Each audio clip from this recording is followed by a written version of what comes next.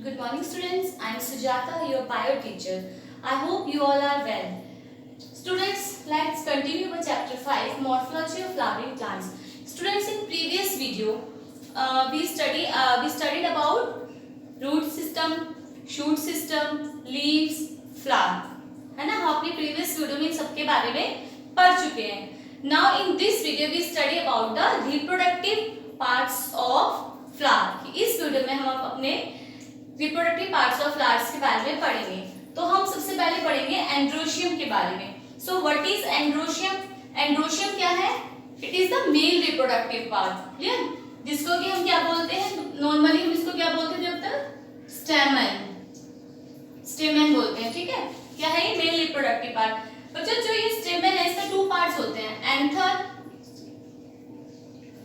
And filament. और जिसका anther है ना वो बाइलोब्ड है बच्चों, बाइलोब्ड. इसलिए इसको एंथर क्या है इसका? बाइलोब्ड है. और डाइथीकस है. डाइथीकस क्यों है? बिकॉज इसके हर लोब में 2 थीका प्रेजेंट है. और इसमें क्या है हमारा? माइक्रोस्पोरेंजिया. ये एंथर का डायग्राम है. एंथर क्या है? बाइलोब्ड है और डाइथीकस है. बिकॉज इसकी हर जो लोब है उसमें 2 थीका है और हर थीका के अंदर क्या है? माइक्रोस्पोरेंजिया है. और ये माइक्रोस्पोरेंजिया के अंदर क्या डेवलप होता है? Pollen grains. और इन पॉलन ग्रेन्स क्या कंटेन करते हैं? Pollen grains contain male gamete. ठीक है स्टूडेंट्स, क्लियर है आपको ये?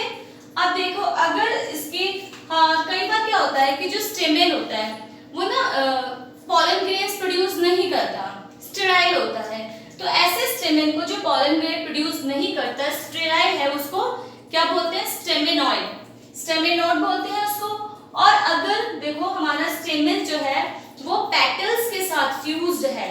स्टेमेन क्या है? पेटल्स के साथ फ्यूज्ड है तो उसको एपीपेटलस बोलते हैं. और इसका एग्जांपल है ब्रिंजल. और अगर स्टेमेन जो है हमारा सेपल के साथ फ्यूज है तो उसको एपीसेपेलस बोलते हैं. अगर स्टेमेन पेरिएंथ के साथ फ्यूज्ड है, पेरिएंथ क्या है? मैंने आपको प्रीवियस वीडियो में पढ़ाया था, जब हमारे पेटल और सेपल दोनों फ्यूज हो जाते हैं तो इसको पेरिएंथ कहते हैं. तो अगर हमारा स्टेमन पेरिएंथ के साथ फ्यूज है तो इसको एपीफाइलस बोलते हैं इस कंडीशन को. और इसके एग्जांपल है फैमिली लिलिएसी. ठीक है, इसके एग्जांपल लिली. अगर हमारे सारे स्टेमन फ्री हैं, वो फ्यूज नहीं है, तो इस कंडीशन को बोलेंगे पॉलीएंड्रस. अगर स्टेमन फ्यूज्ड है, समझ में आ रही है आपको? फ्री है सारे स्टेमन, कोई किसी के साथ अटैच नहीं है, तो इसको हम बोलेंगे पॉलीएंड्रस. अगर स्टेमन फ्यूज्ड है, ठीक है, तो इस कंडीशन को 3 पार्ट्स में डिवाइड किया गया है. अगर स्टेमन जो है, ठीक है, अगर हमारा स्टेमन एक ही बंडल के साथ अटैच है, एक ही स्टॉक के साथ अटैच है, तो उसको कहते हैं मोनोडेल्फस. ठीक है, इस कंडीशन को कहते हैं मोनोडेल्फस. और इसका एग्जांपल है चाइना रोज या हिबिस्कस. आप सबने हिबिस्कस का फ्लावर देखा होगा, बहुत कॉमन है, गुड़हल, है ना. उसमें क्या होता है? एक सिंगल स्टॉक होती है, उस स्टॉक से डिफरेंट जो है हमारे एंड्रोशियम्स जो है अटैच है एक सिंगल स्टॉक से, तो इसको इस कंडीशन में मोनोडेल्फस. और बच्चों जो फैमिली मालवेसी है, ठीक है, वो भी मोनोडेल्फस का एग्जांपल है. देखो एबेलमोस्कस, ये क्या है? ये है भिंडी, जो फैमिली मालवेसी में आती है. अब अगर जो हमारे स्टेमन है वो 2 स्टॉक से अटैच है, 2 बंडल्स में है, तो इस कंडीशन को कहते हैं डाइडेल्फस. और इसके एग्जांपल है फैमिली फैबिएसी, पी और बीन जिसका एग्जांपल है. अगर हमारे सारे स्टेमन जो है वो डिफरेंट एक मैनी बंडल्स में अटैच है, पॉली मींस क्या होता है? मैनी, है ना. और डेल्फस यहाँ पर स्टेमन्स को कह रहा है, तो मैनी बंडल्स में अगर वो अटैच्ड है तो ऐसी कंडीशन को हम बोलेंगे पॉलीडेल्फस. और इसका एग्जांपल है citrus. Now students, on the base of the length of स्टेमन की जो लेंथ के बेस पर जो हमारे ये स्टेमन है इनको 2 पार्ट्स में डिवाइड करा है, डाइडेनिमस और टेट्राडाइनेमस. डाइडेनिमस में क्या होता है कि इसमें 4 स्टेमन्स होते हैं, जिसमें outer 2 are longer and inner 2 are smaller. ठीक है. और टेट्राडाइनेमस में कितने होते हैं? इसमें ना 6 स्टेमन्स होते हैं. टेट्राडाइनेमस में 6 स्टेमन्स होते हैं और इसमें आउटर 2 जो शॉर्टर होते हैं और इनर 2 जो होते हैं लॉन्गर होते हैं. जैसे ना इसमें ये आउटर वाले तो शॉर्टर होंगे,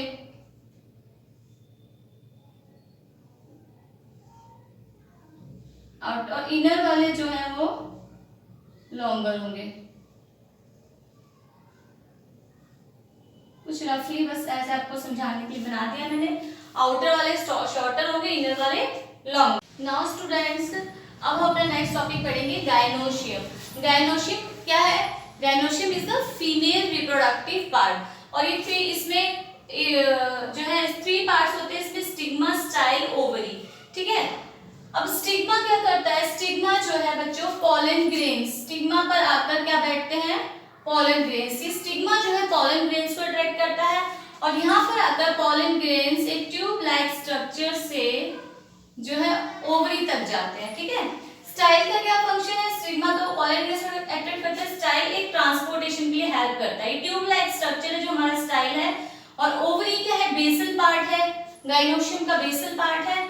और ओवरी के अंदर ओव्यूल है। ठीक है, जो ओव्यूल है ये प्लेसेंटा के थ्रू या प्लेसेंटेशन के थ्रू इससे अटैच रहता है। इसको अपने नेक्स्ट टॉपिक में पढ़ेंगे, नेक्स्ट वीडियो में। अब बच्चों जो हमारी ओवरी है ये फ्रूट में, जब ये फ्रूट में कन्वर्ट होती है, ओव्यूल हमारे सीड्स में कन्वर्ट होते हैं। ठीक है, अब जो हमारा ये गायनोशियम है ये एक या एक से ज्यादा कार्पल्स का बना हुआ है। ठीक है, अगर इसमें सिंगल कार्पल है तो इसको हम इनके नंबर के बेस पर हम इसको अगर सिंगल कार्पल है तो इसको मोनोकार्पलरी कहेंगे। इसके एग्जांपल पी और बीन है। 2 कार्पल्स है तो इसको हम बाइकार्पलरी बोलेंगे, मस्टर्ड, टमाटो इसके एग्जांपल है।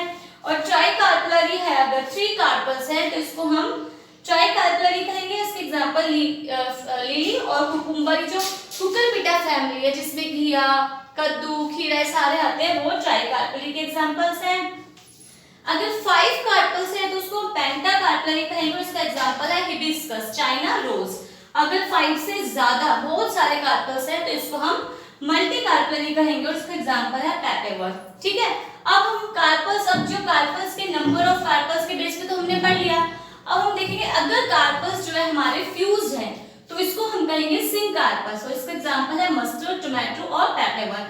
अगर हमारे कार्पल्स जो है वो फ्यूज नहीं है, फ्री है, तो इस कंडीशन को हम कहते हैं एपोकार्पस और इसके एग्जांपल हमारे rose and lotus. Friends, on the basis of the position of ovary, gynoecium are divided into 3 parts. Okay, ये हम कह सकते हैं कि फ्लावर्स को भी 3 पार्ट्स पे ओवरी की पोजीशन पे कराया गया है। फर्स्ट हो गया हमारे हाइपोगाइनस, हाइपोगाइनस फ्लावर या हाइपोगाइनस कंडीशन ऑफ ओवरी। इसमें क्या होता है बच्चों, जो हमारी ओवरी है, जितने भी फ्लोरल पार्ट्स है वो ओवरी के नीचे से अराइज हो रहे हैं, है ना, और जो हमारी ओवरी के नीचे से अराइज हो रहे हैं, और जो हमारी ओवरी है वो उन सबके ऊपर है। ओवरी के बेस से ही सारी चीजें निकल रही हैं, जो स्टेमन है, कार्पल है और जो कैलिक्स है, सारे इसके नीचे से। और इस कंडीशन को हम रिप्रेजेंट करते हैं इस तरीके से, यानी गायनोशियम ऊपर, बाकी फ्लोरल पार्ट्स नीचे। अब बच्चों सेकंड कंडीशन हमारी आ गई पेरीगाइनस। पेरीगाइनस में क्या होता है, जो other floral parts in ovary ये लगभग साथ साथ ही निकल रहे होते हैं, ना कोई ऊपर ना कोई नीचे। तो इसको, इस कंडीशन को हम कहते हैं हाफ इंफीरियर। इस कंडीशन को क्या कहते हैं हम? Half inferior. ठीक है, और इसके एग्जांपल है रोज, प्लम, पीच जो है पेरीगाइनस के एग्जांपल्स हैं। अब हमारा लास्ट वन आ गया एपिगाइनस। इसमें क्या होता है, जो हमारा थैलेमस है वो एक कप लाइक स्ट्रक्चर बनाता है और ओवरी जो है उसके अंदर हो जाती है, और बाकी सारे जो फ्लोरल स्ट्रक्चर हैं वो ओवरी के ऊपर से आते हैं, यानी ओवरी नीचे है और बाकी फ्लोरल स्ट्रक्चर उसके ऊपर से है। तो इसको रिप्रेजेंट करते हैं हम इस तरीके से, यानी ओवरी नीचे, गायनोशियम नीचे, बाकी सारे फ्लोरल कैरेक्टर्स ऊपर। और इसके एग्जांपल है कुकुम्बर, गुआवा, कुकुरबिटेसी फैमिली है ना, और guava are the example of epigynous flowers. इसमें आपने कभी गुआवा देखा है? जो गुआवा है आपका अमरूद है, उसमें क्या होता है, ऊपर एक स्टाक होती है और नीचे क्या होता है, नीचे उसके जो वो रफ ड्राई सा एक होता है ना स्ट्रक्चर, छोटा सा ब्राउन कलर का, तो वो रिप्रेजेंट कर रहा है कि ओवरी नीचे थी तो वहां से सारे फ्लोरल पार्ट झड़ गए, है ना। तो ये होगी हमारा अब हमने आज क्या पढ़ा, एंड्रोशियम और गायनोशियम के बारे में, है ना। अब हम अपनी नेक्स्ट वीडियो में प्लेसेंटेशन के बारे में पढ़ेंगे और एस्टिवेशन के बारे में पढ़ेंगे। Thank you.